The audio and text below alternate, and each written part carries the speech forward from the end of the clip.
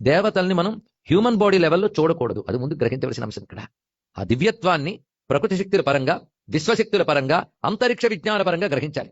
అందుకే ఒక్కొక్క దేవతాతత్వంలో యజ్ఞ సంస్కృతి, యోగ సంస్కృతి, జ్యోతిషాస్త్ర సంస్కృతి, మంత్రశాస్త్ర సంస్కృతి ఇన్ని గోచరిస్తాయి ఇక్కడ.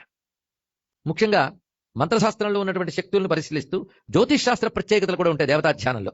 అందుకే ఒక్కొక్క నక్షత్రానికి, ఒక్కొక్క గ్రహానికి, ఒక్కొక్క దేవతాశక్తిని మన వాళ్ళు చెప్పారు. ఇది పెద్ద విజ్ఞానం.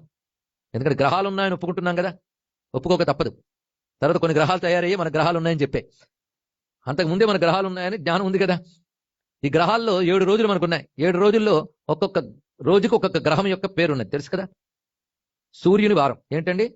సన్ డే కదా. వాళ్ళకి ఎలా వచ్చిందో మాకు తెలియదు, కానీ వాళ్ళకంటే ముందే ఉన్న వేదంలో ఉందని మాత్రం సగర్వంగా చెప్తున్నాను నేను ఇక్కడ. అది సూర్యుడు, సూర్యగ్రహ సంబంధమైన హోరాలో సూర్యోదయం అయితే అది ఆదివారం, రవివారం, భానువారం. మన సంకల్పం చెప్పడు భానువాసరే అంటాం, కానీ ఆదివాసరే అనం. కానీ ఆదిత్యుడు ఆది ఒకటే. అలాగే సోమ అంటే చంద్రుడు, మూన్ మన్ డే అయింది కదా. చంద్రవాసనం, చంద్రుడు హోరలో సూర్యోదయం జరిగితే చంద్రవారం అవుతుంది. కుజ హోరలో సూర్యోదయం జరిగితే మంగళవారం, బుధ హోరలో బుధవారం. అలా హోరలో ఉదయం బట్టి మనకి రోజులు నిర్ణయించారని చాలా మంది తెలియదు. హోర అంటే ఆహో రాత్రంలో మధ్యలో హోర ఉంది ఇక్కడ చూస్తే. అలా హోరలో ఉదయం బట్టి వస్తుంది. ఎప్పటికైనా సరే సూర్యోదయం ఆ హోరల్లో జరుగుతూనే ఉంటుంది. విశేషంగా ఆదివారం సూర్యుడు ప్రధాన దేవత, అది గ్రహదేవత. అధిదేవత ప్రత్యధి దేవతలు ఎవరంటే అగ్ని, రుద్రుడు. మీరు సత్యనావ్రతం చేసినప్పుడు పరిశీలిస్తే తమలపాకుల మీద ఆవాహనలు చేశారు, మీరు ఇప్పుడు గమనించారో లేదు. చూసే సత్యనావ్రతంలో కూడా పెద్ద కాస్మిక్ సైన్స్ ఉందండి. అది తెలియాలంటే దాని మీద కూడా ప్రవచనం చెప్పడం జరిగింది. ఇక్కడ ఎదురుగా పరచుకున్నది తుండుగుడ్డ బియ్యం కాదు, విశ్వాన్ని పరిచయం. మనం పరిచి విశ్వంలోని శక్తులను అందులో ఆవాహన చేసి ఆరాధన చేశాం. విశ్వానికి కేంద్రమైన పరమాత్మని నారాయణుడిగా ఆరాధన చేశాం. ఇది ఒక రహస్యం. మొత్తానికి గ్రహ పూజ చేసేటప్పుడు అక్కడే ఈ మంత్రములన్నీ చెప్తారు. ఇక్కడ కొందరు అర్చక స్వాములు కూడా ఉన్నారు, వారికి తెలుస్తుంది. సూర్యుడు అధిదేవత, ప్రత్యదేవతలు అగ్ని, రుద్రుడు.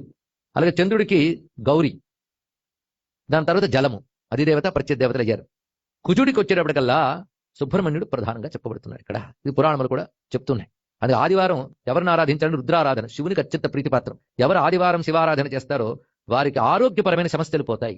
ఇది తెలుసుకోవాలి. అందుకే అభిషేకాలు గారి ఇవన్నీ ఆదివారం చేసినట్టయితే ఆరోగ్యపరమైన సమస్యలు పోతాయి. సోమవారం సంపత్కరం, మంగళవారం వంశవృద్ధికరం, సంతానప్రదం అన్నారు. అందుకే సుబ్రహ్మణ్య స్వామి వచ్చాడు. బుధవారం ఆయుర్వృద్ధి, బుద్ధి వృద్ధి చేసేటువంటి విష్ణువు ప్రధానం. బుధవారానికి విష్ణువు. సమయం వచ్చింది కనుక మిగిలిన వారాలు కూడా చెప్పేసుకుందాం. గురువారానికి బ్రహ్మదేవుడు. బ్రహ్మదేవుడు మొట్టమొదటి గురువు మనకి. భగవంతుడైన నారాయణుడు, సదాశివుడు గురువైన ఆయన నుంచి వేదములు పొందినవాడు బ్రహ్మదేవుడే కనుక, బ్రహ్మదేవుని నుంచి ఋషులు వచ్చారు కనుక బ్రహ్మదేవునికి సంబంధించిన వారమే గురువారం. ఆ బ్రహ్మదేవుని, అటువంటి వేదమును జ్ఞానమును మనకిచ్చిన గురువుని బ్రహ్మస్థానంలో ఆరాధించుకుంటాం. శుక్రవారం వచ్చేటప్పటికల్లా ఇంద్రుడు ప్రధాన దైవం అవుతాడు. ఆ ఇంద్రుడు ఆరాధించేటువంటి ఇందిరా మహాలక్ష్మి శక్తి, ఆ తల్లిని ఆరాధిస్తాం. ఇక శనివారం ప్రధానంగా యముణ్ణి ఆరాధించాలండి. యమస్మరణ గాని శనివారం చేయగలిగి, యముడికి కూడా యముడైనటువంటి రుద్రుని కూడా శనివారం ఆరాధించితే, అలాగే సర్పదేవతల ఆరాధన కూడా శనివారం మంచిది. అది చేస్తే అకాల మృత్యువులు, అపమృత్యువులు తొలగుతాయి. ఒక్కొక్క దానికి ఒక్కొక్క ప్రయోజనం ఉంది.